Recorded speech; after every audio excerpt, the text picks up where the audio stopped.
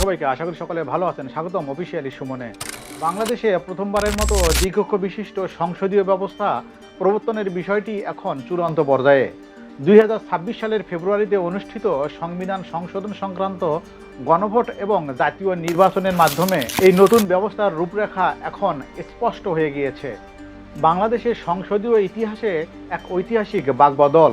স্বাধীনতার 54 বছর পর এককক্ষ বিশিষ্ট সংসদ থেকে আবারও পদার্পণ করছে দ্বিকক্ষ বিশিষ্ট আইনসভায়। 300 আসনের বর্তমান সংসদের সাথে যুক্ত হচ্ছে 100 আসনের একটি শক্তিশালী উচ্চকক্ষ।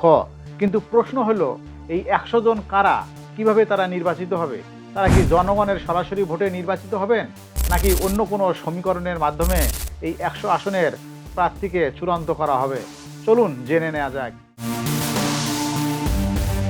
সংবিধান সংস্কার কমিশন এবং জুলাই জাতীয় সনদের প্রস্তাব অনুযায়ী উচ্চকক্ষ গঠিত হবে আনুপাতিক প্রতিনিধিত্ব অর্থাৎ পিআর পদ্ধতি। ভোটাররা যখন নিম্নকক্ষের প্রার্থীদের ভোট দেবেন, তখন সেই রাজনৈতিক দলগুলো মোট যত শতাংশ ভোট পাবে সেই অনুসারে উচ্চকক্ষে 100টি আসন বণ্টন করা হবে।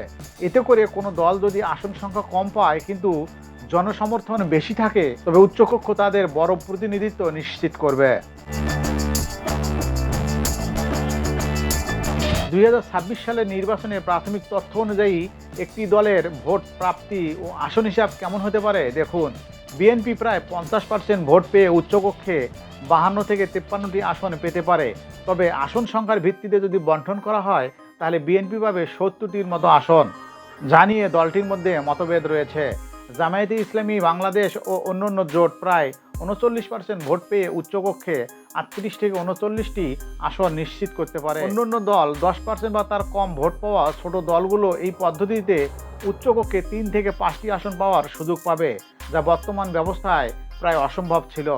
এই 100 আসনের মধ্যে 10% বা 10টি আসন নারীদের জন্য সংরক্ষিত থাকতে পারে এবং 5 জন বিশেষজ্ঞ সদস্য রাষ্ট্রপতি সরাসরি মনোনীত করতে পারেন।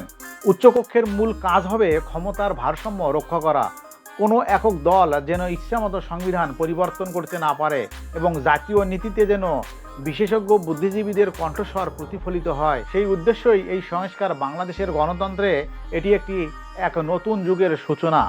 ভিডিওটি কেমন লাগলো বা আপনি এই উচ্চকক্ষ নিয়ে কী ধরনের মতামত পোষণ করেন তা আমাদের কমেন্ট বক্সে জানাতে ভুলবেন না। অবশ্যই ভিডিওটি ভালো লাগলে লাইক, কমেন্ট, শেয়ার করতে ভুলবেন না এবং ভিডিওটি সকলের মাঝে ছড়িয়ে দেবেন। ধন্যবাদ সবাইকে।